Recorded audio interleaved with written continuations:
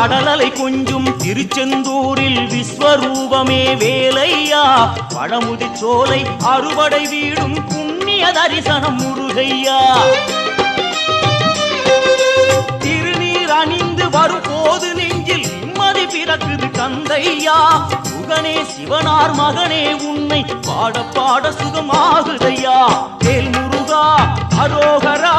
அரோகரா வேல் முருகா